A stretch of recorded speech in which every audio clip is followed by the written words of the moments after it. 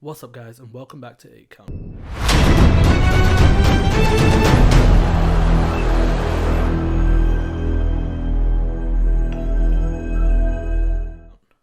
So, the Showstar boxing event, and that's what we are here to talk about today. Where do I even start? One word to describe it? Probably a shambles.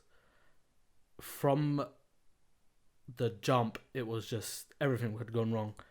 From people having to wait outside for ages, like the queue was like snaking around the whole venue, and the hotel where the fighters were staying was literally across from the venue, so like people were just crowding around there. There was a whole load of chaos before the event even kicked off. But getting straight into the card, I'm going to break it down fight by fight, let you know my thoughts, and I'm just going to let you know what happened during the actual event. Probably one of the most rigged YouTube boxing events, I would say. I'm UK based. A lot of the fighters who I was watching on the card, I wanted to win. So like I wanted all the UK fighters to win pretty much, the ones that I know of. And I'll be honest, they probably didn't deserve to win, a lot of them. But let me just break it down real quick. So we had Papi versus Halal Ham, which was the first fight. And I'll be honest, Papi came out and he was one of the best fighters of the night. The speed, the stamina, the shots he was picking, slipping, everything was just unreal. Like, he looked like a man who had been boxing for not just training for this fight, but boxed before. Obviously, I found out during the actual fight night, one of my friends was saying that he does street boxing or street fighting, so it was quite evident in that fight. Like, he totally schooled Halal Ham. I know Halal Ham worked really hard to try and do his best on fight night, losing, I think he said 10 to 15 kg he said he lost, but ultimately he just didn't have anything. As soon as that first punch landed, you can see like he knew what he got himself into. It was deep water straight from the jump. There was a bit of a sus rap before that fight, but apart from that, there wasn't really much wrong with that fight. So then moving on, we had Austin Springs versus Stromedy. Again, it wasn't really a great fight. We know they had a little bet on. It was Austin Springs putting up his Porsche or his Porsches, and Stromedy basically bet both his houses that he would win.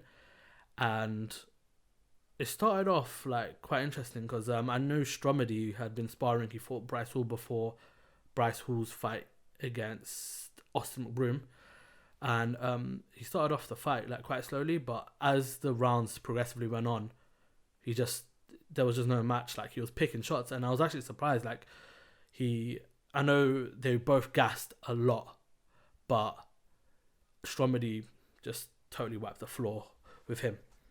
So then moving on, it was supposed to be Ashley Kane and his fight, but literally on fight week, the fight got pulled. I think his opponent pulled an injury, so then it was Ryan Taylor. So no, not Ryan Taylor. Anthony Taylor, the guy who fought Tommy Fury, versus another MMA fighter. Forgot his name, but yeah, that fight went on, and honestly, was it the worst fight of the night? Technically, it wasn't. Like, technically, they boxed the best because they're both professional combat fighters. I think they trained in the sport of martial arts, and now they're trying to just venture out. But honestly, it was a spar. From the first 30 seconds, I called it. I was like, they're sparring. This isn't an actual fight. They were literally tapping each other. They were picking shots, but they were tapping each other. They were out there for fun. Again, I heard after that fight they weren't being paid for. It was literally just to fill in last second, and it was like an exhibition style fight. But yeah, that fight was shambolic. That Anthony Taylor's guy was like gesturing to the crowd. He was getting booed crazy. People were throwing stuff. It was nuts. Like, yeah, that fight wasn't good. It wasn't it. It was poor. Moving on from that, Ryan Taylor versus DK Money. Okay, so this is where things just went totally pear shaped. So obviously we all know Ryan Taylor is he's British based. DK Money, I know again he's had previous fights on other social media cards, I think, and yeah, so it was just nuts at this point. So I'm assuming there was some sort of guest list or something like that, but it was mad. So let's just put it into perspective. Let's just say, just for argument's sake, there was 30 seats at ringside for friends and family and stuff like that. There were probably about 100 plus people there. People behind ringside that were sitting on the floor level couldn't see anything. They were literally chanting, sit down, sit down, sit down. People weren't listening. These were like rappers and other kind of friends of these fighters. But yeah, like it was carnage. Obviously, we were kind of elevated so we could see everything. But it was a mess. Ryan Taylor came out, it's DK Money. I felt like something was going to go down. I don't think he prepared for the fight at all, Ryan Taylor. I think he said he fought for 2 weeks in preparation for it. But you could tell, like, he came out. I feel like DK Money was going to take his time. He was going to ease himself into the fight. And then he was just going to go all out. And literally within the first, I would say 20 seconds, Ryan Taylor headbutted him. Headbutted DK Money. Like, it was literally intentional. Zidaned him onto the floor. DK Money, I don't think it would have hurt him that much, but it was a proper headbutt. But he went down, was refusing to get up. Fight was cooled off. Ryan Taylor started going crazy. Like, he was just, everyone was cheering him. It was carnage at that point. Like, the security couldn't do anything. They literally were powerless. Didn't do anything to help, and it was just, that fight was just a mess. Just a mess. Moving on from that, we had, and also with the Ryan Taylor fight, obviously he got disqualified after the headbutt, but DK Money wasn't even announced as the winner, which was confusing. If someone's been disqualified, you announce the person who's won the fight. You announce it to the crowd, right? But nothing was said, and it was just like it was just called off. That's what it seemed like. But yeah, again, DK Money was the American fighter. Ryan Taylor was the British fighter. Moving on, we had the first heavyweight fight. We had Arms Corleone versus Minicon. Okay, so this one was interesting. Obviously, we know Arms Corleone fought Bouncer in MMA, and it was just a hug fest. You know, they were just on the ground 90% of the time. There was just nothing to it. We didn't really see anything with Arms. You know, we saw he trained for a boxing match, but it didn't go through. Like, last second it switched to MMA, and that favoured Bouncer. He put his weight on him, knew what he was doing, won the fight.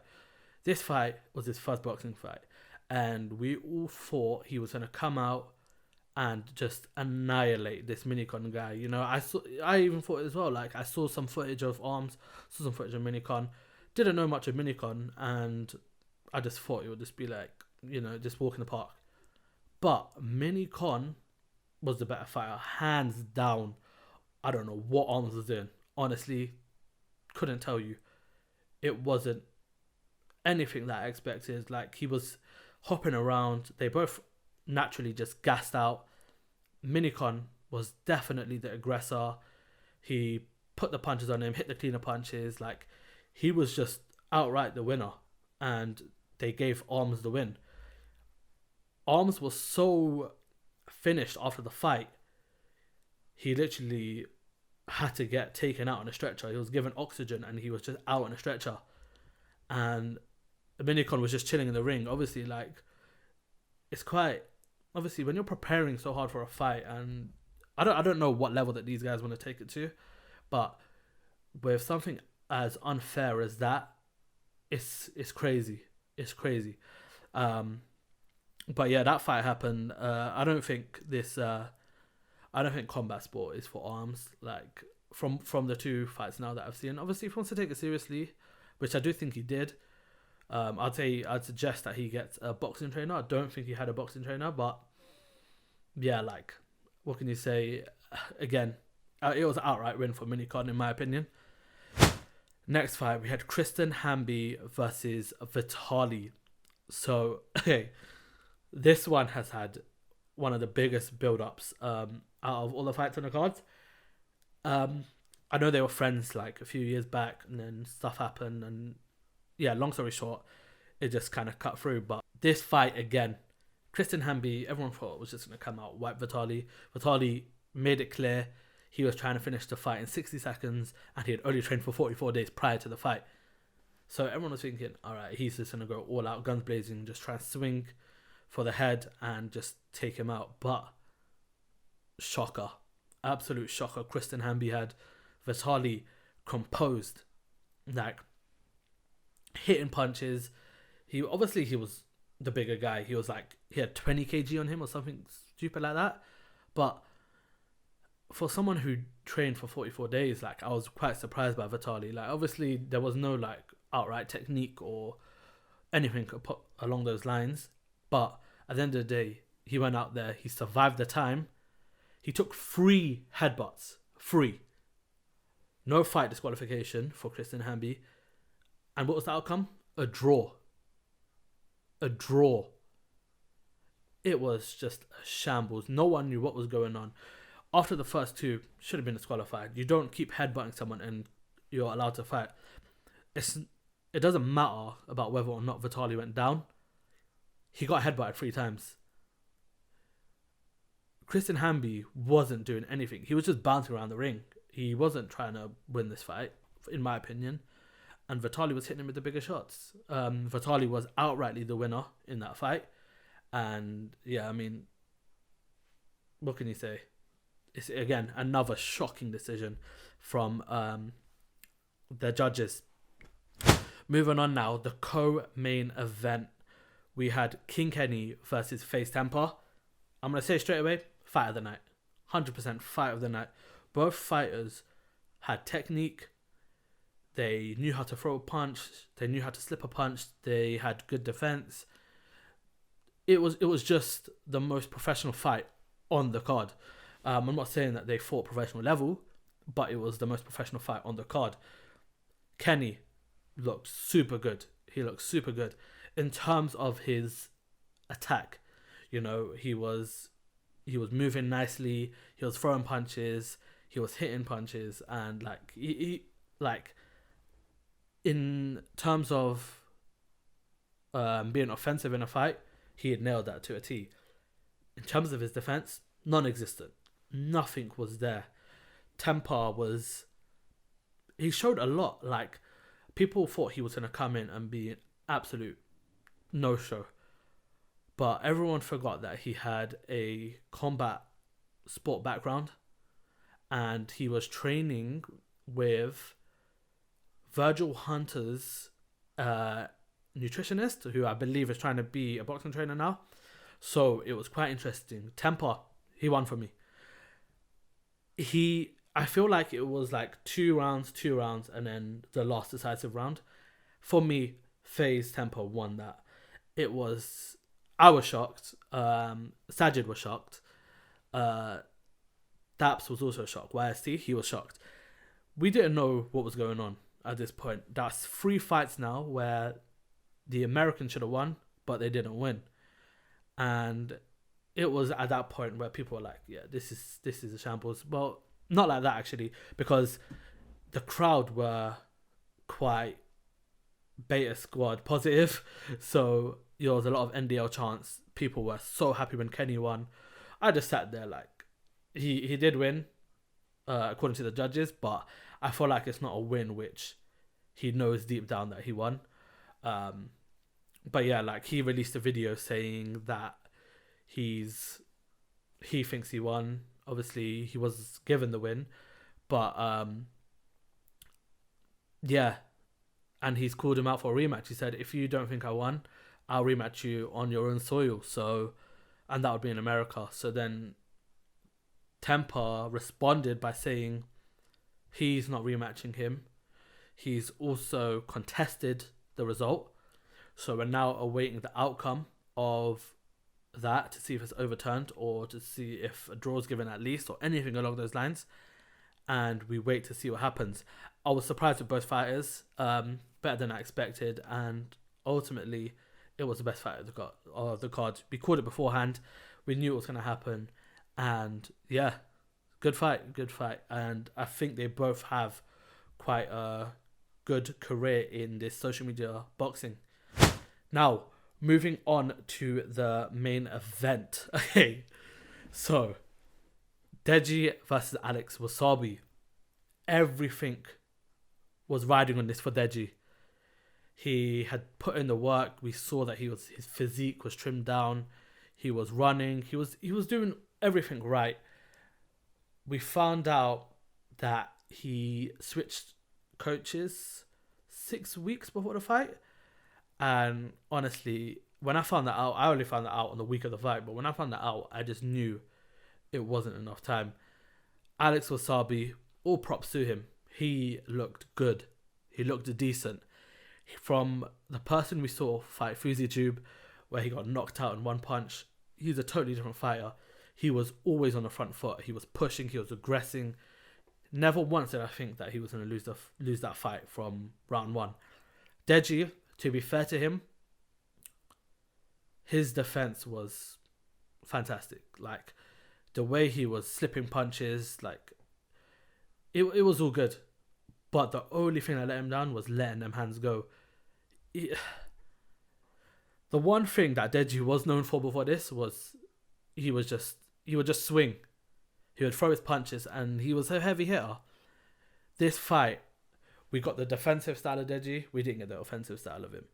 And that's ultimately what lost him the fight. It could have went either way. You know, the judge card was split decision. But yeah, like, I don't know for Deji, man. He came out and did a video saying that he doesn't want to give up on the dream. And I think with Daly, like, fair play. Like, if you're going to continue, he's the man you continue with. He put in the work of Deji in that 6 weeks, and you can see the amount of work he has helped Deji with. It's night and day difference from the fight we saw against Vinny Hacker. And I do think with a bit more training, we could see Deji finally get his win and just prove everyone wrong in terms of how he can box. But yeah, like, in terms of the card, the whole event as a whole, I don't even know what happened. I felt like they needed police or something there to man it. Because the security just couldn't hold it down. And Joshua and War Chisora came out, and they weren't even supposed to be there. Apparently they went on the guest list. They just pulled up to the event, and for the whole time they were taking pictures with fans.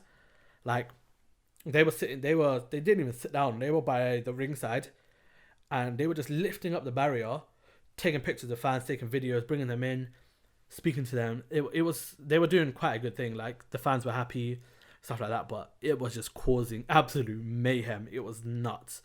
But yeah, I made lists.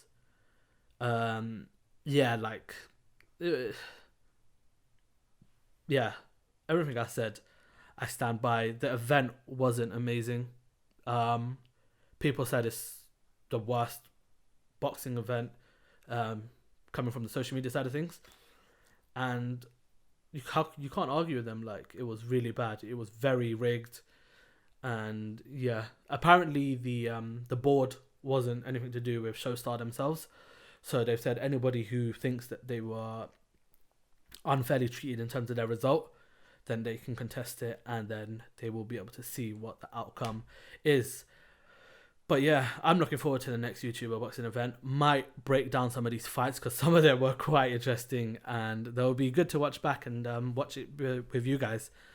But yeah, let us know what you thought of the event. Did you enjoy it? who did you think was the most impressive? Who would you like to see fight again? Me personally, I would like to see Salt Papi back in the ring. Would like to see Kenny. Would like to see Temperrr back in the ring. But yeah, guys, if you did enjoy this video, please leave a like, subscribe, and we'll be back soon. Peace.